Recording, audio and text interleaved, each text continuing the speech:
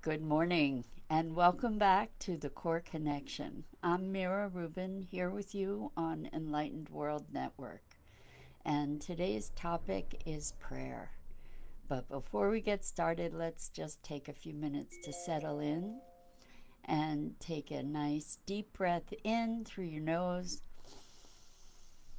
and hold it. Feel that energy just coursing through your body, through all your cells, through out your energy field and emanating outward. And as you exhale, release any tension and relax your jaw, your neck, your back. And let's take another deep breath in through your nose and hold it. And just feel all that oxygen just enlivening all of your cells, and exhale any remaining tension. And then let's gently press our palms together and softly rub your fingers against your palms. Feel that tingling in your fingers and in your palms. And just be present to the deliciousness of being here right now in our bodies. So, welcome.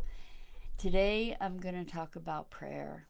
And uh, I've been thinking about this, how traditionally I think prayer is experienced as an entreaty, a pleading or a request or um, a demand, even sometimes.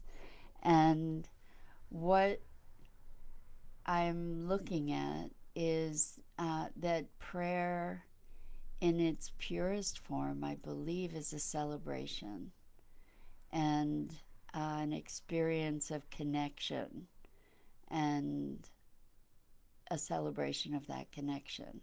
Good morning, Dido. Thank you for being here. So, a lot of us are talking about manifesting and what that means, and so often when people pray, it's bargain making or it's begging for something. And when we look at the idea of manifesting, the intention of manifesting is to bring forward something into your life. So it's really kind of the same intention as prayer. And in understanding the dynamics of manifesting, it's driven by the energy of the emotion and that creates the frequency of the thing that you're requesting or that you're wanting to draw into your life. It's generating that frequency. So what do I mean by that? Let's say I want greater abundance in my life. So the way to manifest that is to allow yourself to experience the experience that you'll be having when you have that great abundance, that emotional experience of it, which is the frequency of it.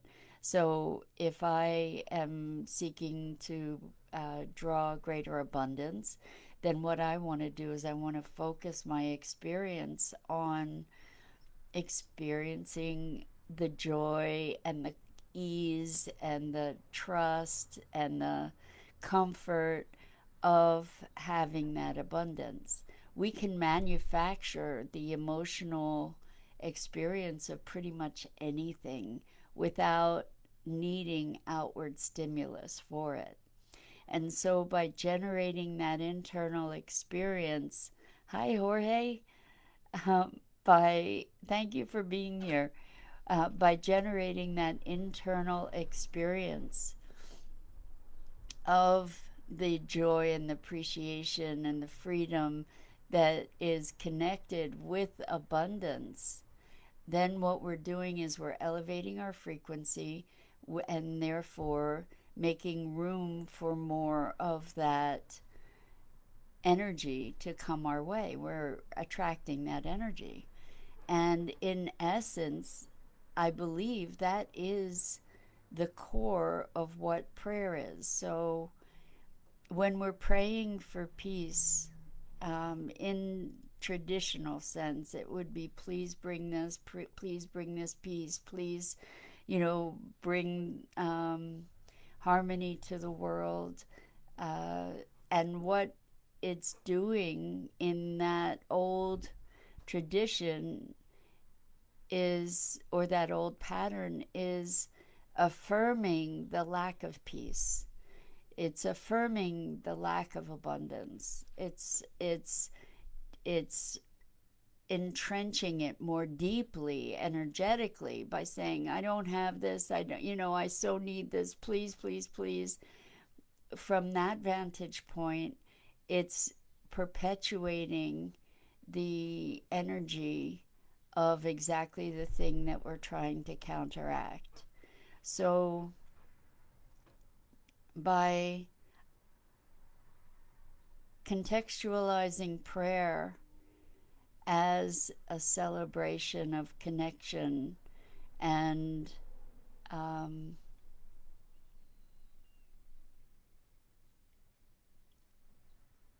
invoking the experience of the desire internally, by not of the desire but of the desired outcome. So when we pray for peace, what we're called to do is to experience peace, and to experience that peace, and from that place of peace within ourselves, propagate that outward and expand it into the world, so that we are in the prayer itself receiving what we're praying for. And so another way of thinking about it is that as we pray for peace, we embody that peace and we become it. And as we become it, it expands, and it expands out into the world. So when we look at the world, by choosing to see the things that work and putting our attention on holding that frequency and not grasping that frequency, but enlivening that frequency and elevating that frequency, then we get to be the contribution that we're looking to create in the world.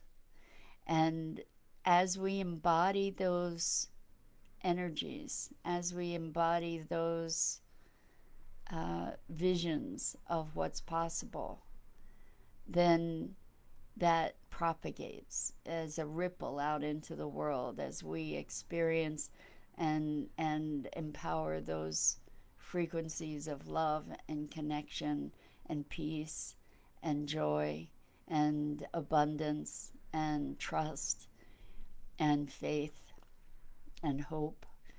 As we embody them by lifting ourselves internally, what we are doing is lifting the world. And so as we pray, we are becoming, once again, we are becoming what it is we pray for, rather than having it be something external to ourselves. What it is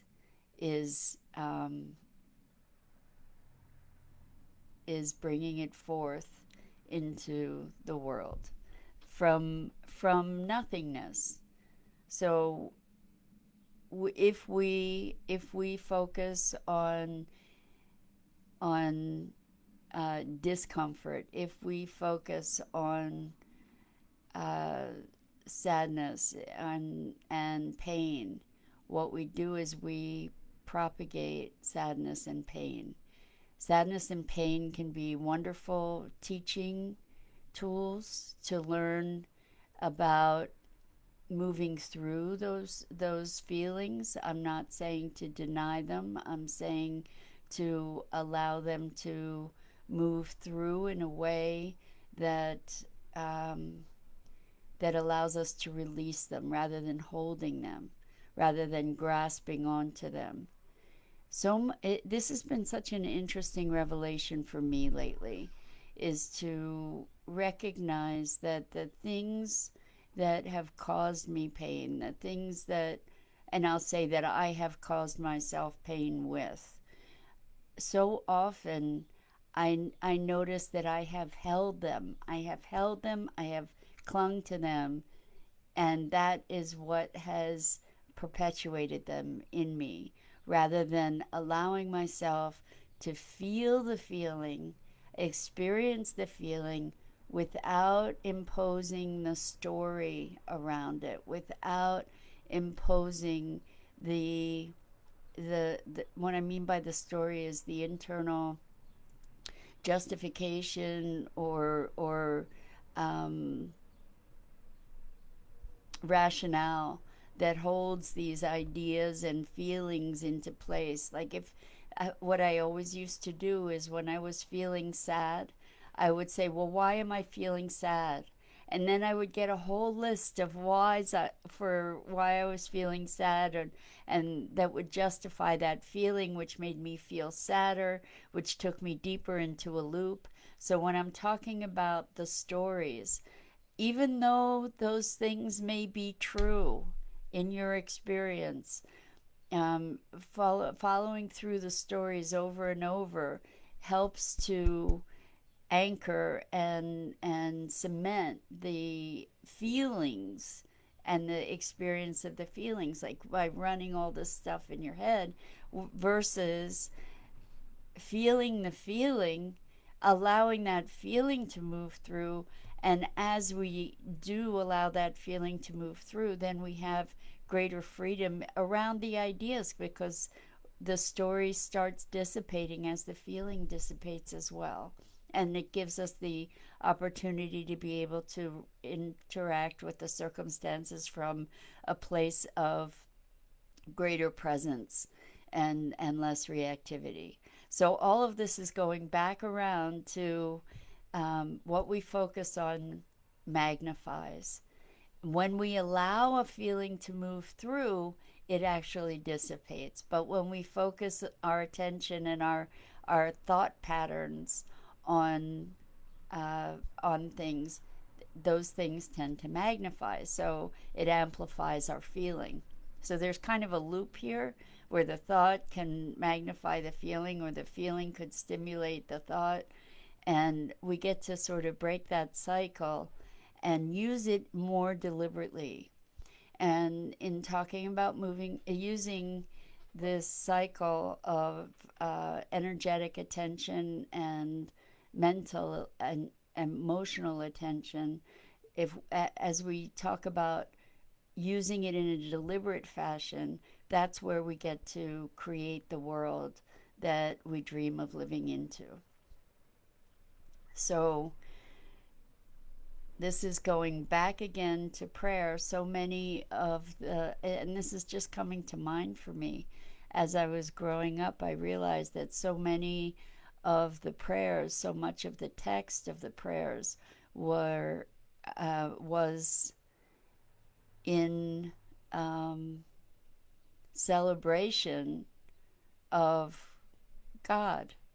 It was in celebration and extolling the virtues of God.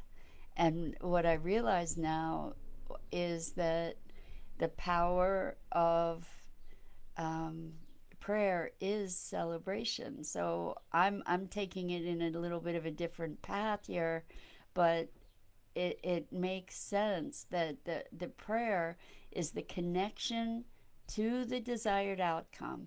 Prayer is the connection to your deepest heart of hearts, the connection to love and being love. If you're wanting, back around to the circle, if you're wanting peace, let the prayer be a prayer of peace, not asking for it, but finding the experience of it, and then elevating that experience outward and expanding it into the world. So if you have any perspectives on this that you'd like to share, I'd love to see that in the chat. Everybody's pretty quiet today. So it would be great to hear from you. But I know that there's a power, the power of declaration with emotion is is unlimited, and using the emotion and the experiential piece is what powers our declarations. It's what powers our prayer, and it's what powers our manifestation. So when we're in the streets chanting chants for freedom and for well-being, I encourage you to power those incantations with the power of love and the power of freedom and the experience of that, the experience of the exhilaration of possibility and hope, and let that power, that energy that goes out into the world to create something new. Rather than anger, rather than rage, rather than feeling the injustice, feel the hope, feel the possibility, feel the love, feel the connection, feel the freedom. And in that, use that to create this powerful prayer out into the world that's creating the new world we all want to be living in, which is a world of justice and peace and connection. So, once again, connect to the desired outcome as you make these powerful invocations, rather than focusing on the pain of the injustice. And it's not to say that there aren't injustices that need to be rectified. They do. Let's do it from a place of possibility. Let's do it from a place of creation rather than a place of oppression and experiencing oppression. Let's do it from a place of experiencing profound freedom. And that is how we have the ability to bring something entirely new into being on this planet, which is true uh, equality and true connection and true respect and love. And we do that from a place of sourcing our manifestation by using the positive energy that we have. And I know that that can be a challenge in the face of all the fear mongering, but we can create from this incredibly dynamic and vital and impactful place of inspiration. And I encourage everyone to share that inspiration and to share that love and the excitement for something new and beautiful that we can collectively bring forward on the planet. So, with that, I'm going to wrap it for today. My name's Mira Rubin, and this is The Core Connection. You're here with me on Enlightened World Network, and I'm here every weekday morning at 9 a.m. Eastern. I invite you to check out the other wonderful and inspiring programming on Enlightened World Network.